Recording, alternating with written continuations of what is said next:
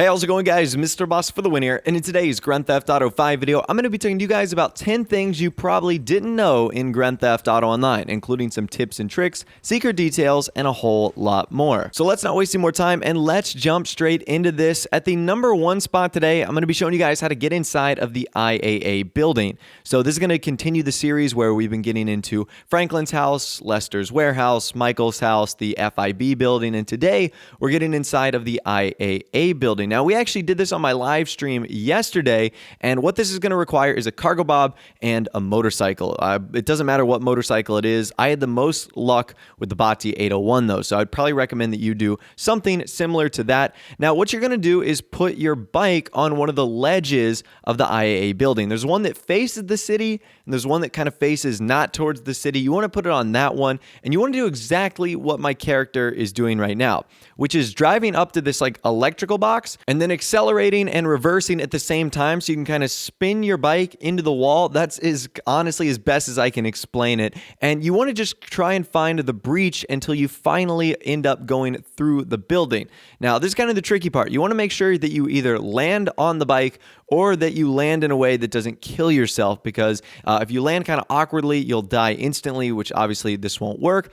And if you do, you should notice that you're inside of the building. Now, one of the things about this is when you first land, you might notice that nothing is spawning in. Now, if that's the case, go in first person mode and that should take everything away. Now, one trick that I was able to find out is one time I got back on my bike, I went in first person mode, went back to third person mode, and then got off my bike, and that allowed me to see while on foot in third person mode. And it's actually really cool. The IAA building, I think, is only used in one cutscene, and it's where that guy is getting tortured by like Nico Bellic's ex-girlfriend with like a big flashlight or something like that. So I think this is like the only time the interior of this building is seen, which is pretty cool. There's some unique rooms you can explore, also some unfinished areas that are pretty cool, and it's a great hiding spot as well. The only downside to this, if you want to get out, you are going to have to kill yourself. There's no way to escape, unlike the FIB building or unlike a place like Michael or Trevor's house. So keep that in mind, but it's a great hiding spot, pretty useful and pretty epic to explore as well.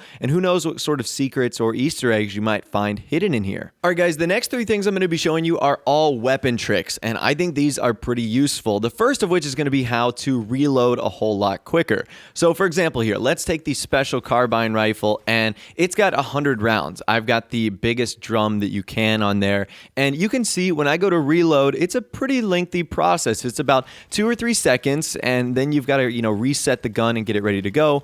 What if I told you there's an easier way to almost instantly reload? Now, it does take a little bit of practice, but if you master this, this can be incredibly useful for PvP combat. So what you want to do is, instead of reloading, you want to choose another weapon on your weapon wheel. I typically just go straight up because that's the easiest way to go about doing it. And then you want to swap back to the weapon you were using.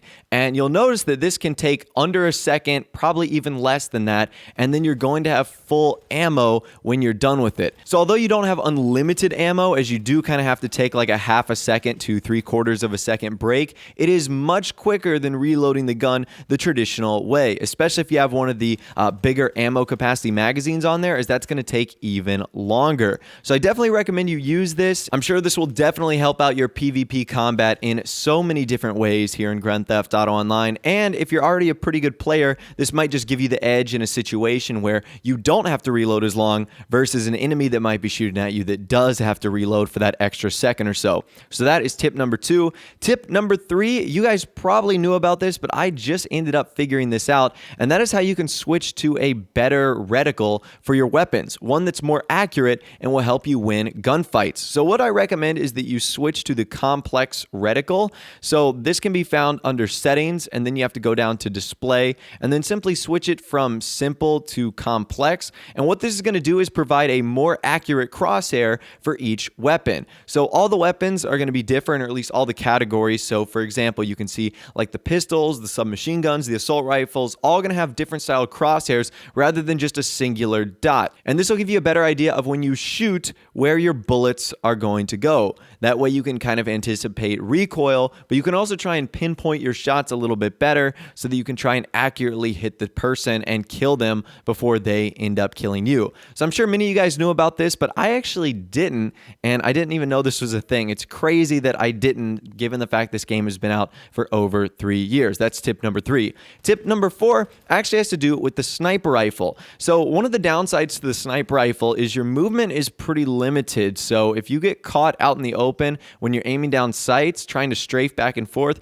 you're kind of a sitting duck. One way you can actually help yourself strafe quicker is before you aim in with a sniper rifle, you go in first person mode and then you sprint as you're opening up the scope. And if you do that, you should be able to notice that you'll be able to strafe back and forth much quicker, which will, number 1, not only make you a harder target to hit, but number 2, will also make you able to aim on a target quicker, or at least shift from point to point faster than normally. So I am not a great sniper rifle user at all, so this was a little bit complex for me, but if you are, this tip could be incredibly helpful and could be super useful when you're fighting pesky players that are jumping in and out of cover or moving from object to object, and you can't seem to catch up with them with a sniper rifle. This might be perfect for you. All right, tip number 5, this is going to be a little bit of myth busting. I've seen on a bunch of videos and websites that female characters are apparently running quicker than male characters, but I actually did a couple tests here in Grand Theft Auto Online with the help of my friend Knifeguy, and our results were kind of interesting. So we both started at the same time, and we were both in third person.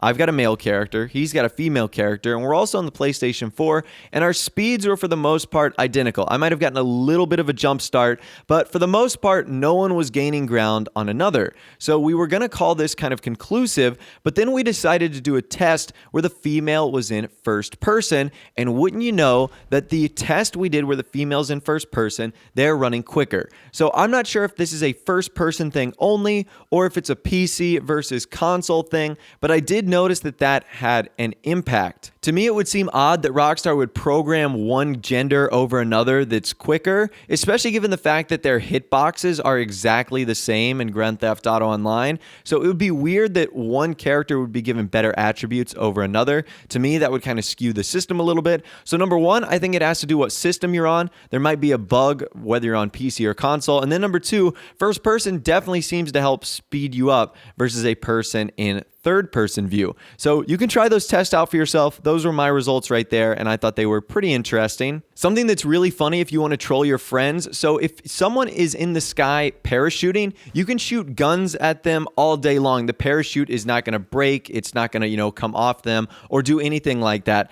However, what you can do is actually use a flare gun to completely knock the parachute off of someone that's falling from the sky. So I did this to my friend Knifeguy twice, and it's absolutely hilarious. You can troll your friends because they're not going to know what's happening. All they're going to see is a flare coming at them, and then boom, their parachute's gone, and they're going to come tumbling to their death. So I thought this is actually really, really funny right here. I'm not sure what sort of property the flare gun gives off that allows it to do something like that, but nonetheless, I thought that was pretty unique. Up next, I'm going to be showing you guys something cool with the Rat Tornado. So to be honest, I haven't used this vehicle a lot since it came out with bikers, but apparently this thing is a wall climbing machine. So I'm just going to do a quick couple tests right here in kind of the Los Santos River, and you can see as soon as the front end of the car hits that wall, not only does it like start riding up it, but it also will propel you forward to the fact that you can actually like jump over ledges. So this is pretty cool. The Rat Tornado in general is an epic car, but the fact that it's got this pretty cool secret feature that allows it to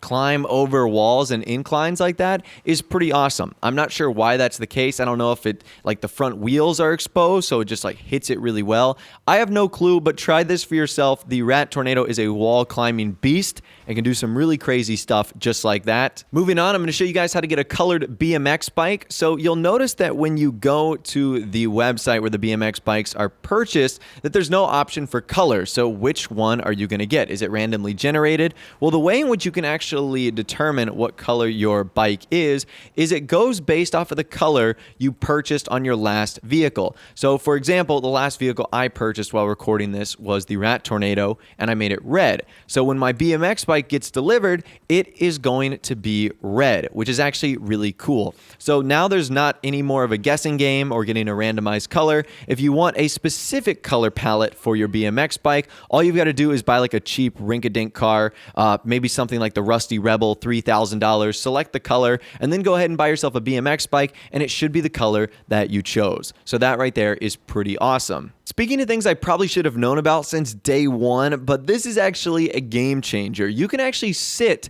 in the back of players' cars by default. So the only way I've known how to do this is to fill up the front seats and then you'll automatically get in the back. But if you hold down Y or triangle or whatever the button is to get into your vehicle, instead of just tapping it, your character will get in the back as long as it's a 4-door car. So this is pretty cool. Even if no one's in the vehicle, even if it's a random NPC car, your character will sit in the back and just chill there instead of getting in the driver's seat.